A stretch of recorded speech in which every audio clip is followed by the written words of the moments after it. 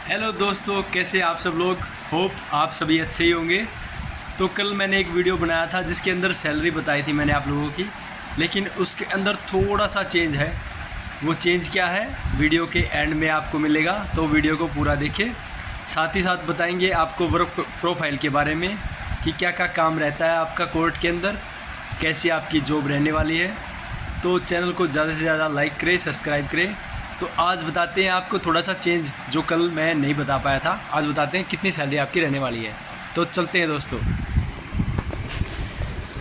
तो जैसे मैंने आप लोगों को कल बताया था कि आपकी बेसिक सैलरी रहने वाली है 25,500 रुपये। आपका डीए रहने वाला है 15,300 रुपये 60%, जो अभी गवर्नमेंट रेट पे चल रहा है 60%। मेडिकल आपको अलाउंस मिलता है 1,000 पर मंथ के हिसाब से। एचआरए आपका रहने वाला 8%, जो कि आपका होता है 2,040 रुपये 8% के हिसाब से। ये मिनिमम मैंने लेके चला है। उसके बाद 10% जो 10% जो आपका एनपीएस कटता है वो सिर्फ़ और सिर्फ बेसिक और डीए इन दोनों पे ही कटता है। तो इन दोनों का सम होता है 40,800 और 10% इसका हुआ 4,080 रुपये। और ओवरऑल जो आपका कल मैंने बताया था वो 39,456 रुपये बन रहे थे, लेकिन वो 10% मैंने कल बता दिया था गलती से कि ओवरऑल सैलरी का 10% कटता है, लेकिन ओवरऑल नहीं होके आपका बेसिक और डीए पे ही कटेगा। तो 4,080 रुपये जब आपके माइनस होंगे तो आपको कैश इन हैंड सैलरी मिलेगी 39,760 रुपीज़, अप्रोक्सीमेटली कंप्लीट 40,000 सैलरी आपकी रहने वाली है दोस्तों। इसके अलावा आपको ज़्यादा अलाउंस नहीं मिलते। अगर आपके बच्चे पढ़ाई करते हैं और पहली क्लास से 2 साल पहले अगर उनका एडमिशन है तो 1,125 रुपये पर मंथ के हिसाब से उनको ऑल एक्स्ट्रा रुपीज़ मिल सकते हैं। इसके अलावा ज़्यादा अलाउंस इस गवर्नमेंट जॉब पे नहीं है। हरियाणा क्लर्क की बात की जाए तो उनकी सैलरी इससे बहुत ज़्यादा कम रहती है। अब बात करते हैं वर्क प्रोफाइल की। आपकी ये जॉब वाइट कॉलर जॉब बोलते हैं, क्योंकि इसके अंदर वाइट कॉलर जॉब कौन सी रहती है। वाइट कॉलर जॉब होती है जिसके अंदर आपको सिर्फ सफ़ेद पोश बोलते हैं कि ज़्यादा काम नहीं करना पड़े, आपकी कॉलर पे मैल ना दिखाई दे, इसलिए वाइट कॉलर जॉब बोलते हैं। तो इसको काम में आप क्या क्या करते हैं इसके अंदर, जैसे कोर्ट के अंदर कलर कहता है उसको कोर्ट की लैंग्वेज में अहमद बुक कह के बोलते हैं। अहमद का क्या क्या काम रहता है, जैसे मान लीजिए आज है हमारी 26 तारीख, तो हम तैयारी करके चलते हैं आने वाले दिन की। अगर 27 तारीख की वर्किंग है तो एक दिन पहले ही हम उसकी तैयारी करते हैं कि आने वाले कल में जो काम होना है वो आज ही तैयार कर दें। तो सबसे पहला काम क्या होता है कि जो 27 तारीख को जो फाइलें जज साहब के पास पुटअप होनी है, जिनके अंदर कार्रवाई होनी है, तारीख दे रखी है लोगों को कि आपका केस 27 तारीख के अंदर है, सबसे पहले उन फाइलों को निकालते हैं। 27 तारीख को 26 तारीख को शाम को आपकी फ़ाइलें आ जाती हैं। सुबह आपने फ़ाइल निकाल दी। अब जो फ़ाइलें ऊपर से जज साहब कार्रवाई करके नीचे भेजेंगे उस पर आदेश कर देंगे कि आपको क्या कार्रवाई करनी है। आपको बोल देंगे कि आपको इस आदमी के सम्मन काटने हैं, इनको विटनेस के गवाह के तौर पर बुलाना है, इस आदमी को ये बताने के लिए बुलाना है कि आपके ख़िलाफ़ केस है, आप अपना केस डिफेंड करने के लिए आ जाए। ये आपकी कार्रवाई रहती है। उन सम्मन्स को काट के आप समनिंग ब्रांच में देना होता है। नकल्स बनती हैं आप उस फाइल को जिस फाइल में कार्रवाई है उसकी नकल के लिए वकील अप्लाई करते हैं नकल ब्रांच के अंदर। नकल ब्रांच हमारे पास नकल भेज देगी, हम उस फाइल को निकाल के नकल ब्रांच में भेज देंगे। वापस आती हैं, उन फाइलों को प्रोसीडिंग करके वापस अपनी अलमीरा वगैरह में संभाल के रखते हैं। यही काम आपका दिन प्रतिदिन रिपीट होता रहेगा। इन्हीं फाइलों के रिगार्डिंग आपकी स्टेटमेंट बनती रहेगी। यही आपका रूटीन वर्क रहेगा और ज़्यादातर काम यही रहता है।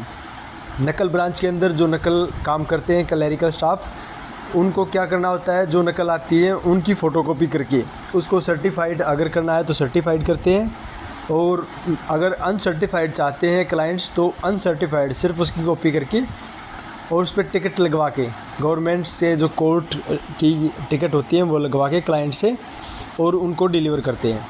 तो ये आपका वर्क प्रोफाइल रहने वाला है। ज़्यादातर आप वाइट कॉलर जॉब इसीलिए बोलते हैं, बहुत ही हाई स्टेटस की जॉब रहती है, बहुत अच्छी जॉब रहती है।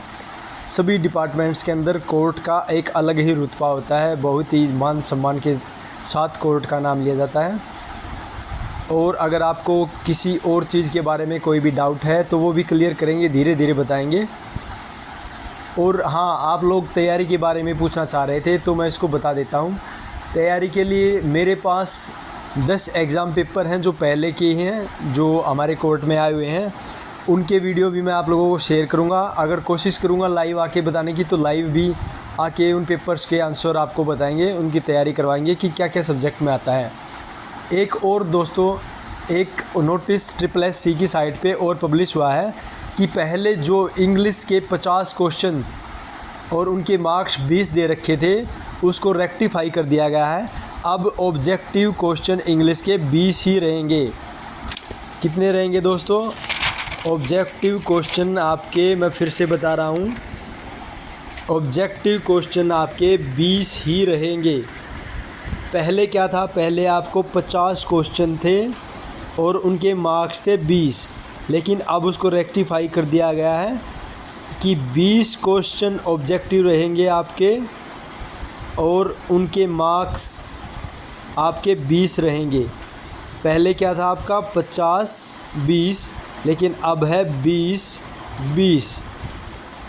और इसके अलावा सब्जेक्टिव आपका रहने वाला है 30 मार्क्स का, जिसके अंदर पहले ही मेंशन कर दिया गया ऐसे 10 मार्क्स का, प्रेसिज राइटिंग 5 मार्क्स की, 5 मार्क्स का आपका लेटर और 10 मार्क्स का आपका ट्रांसलेशन। तो ये मैं आप लोगों को सारी तैयारी करवा दूंगा। साथ के साथ आप लोग पूछ रहे थे स्प्रेडशीट की तैयारी कहाँ से करें, टाइपिंग के अंदर क्या क्या आता है। तो टाइपिंग के अंदर जो जो आता है उसकी भी मैं तैयारी करवाऊंगा, आप लोगों को बताता रहूँगा कि क्या क्या इसके अंदर आता है, कितने डिफ़िकल्ट वर्ड्स लेते हैं। स्प्रेडशीट की तैयारी जिन जिन लोगों का अपना सिलेक्शन हो जाएगा, टेस्ट क्लियर होगा, उसके बाद स्प्रेडशीट की तैयारी करवा देंगे। क्योंकि अभी जल्दी से करने से आप लोग भूल जाएंगे और पेपर के टाइम पे गलती करेंगे। इसलिए स्प्रेडशीट, जो आप स्प्रेडशीट बोल रहे थे कि स्प्रेडशीट का बता दो सर, स्प्रेडशीट आपकी रहेगी, वो मैं आपको एग्ज़ाम के पास नियर बाई बता दूंगा उसका। और आपके गारंटीड 4 मार्क्स से ऊपर ही रहेंगे। ये क्वालिफाई नेचर के रहने वाले हैं, इसलिए सिर्फ पासिंग मार्क्स ही काफ़ी रहेंगे, इसलिए इसमें ज़्यादा परेशान होने वाली बात नहीं है। इसके अंदर 10 मार्क्स के 5 क्वेश्चन आएंगे, टोटल 2-2 मार्क्स के, टोटल 10 मार्क्स रहने वाले हैं और क्वालिफाई 4 मार्क्स में हो जाएगा। इसके अलावा आपकी 300 वर्ड से ऊपर जितने भी आप वर्ड लिखेंगे, मान लीजिए आपने लिख दिए 14 और आपके वर्ड काउंट हो गए 314, तो आपकी स्पीड 10 मिनट के अंदर कितनी आएगी? 31.4। अगर आपकी गलती 6 है तो 6 सब्ट्रैक्ट हो गए, आपके वर्ड कितने हुए? 308।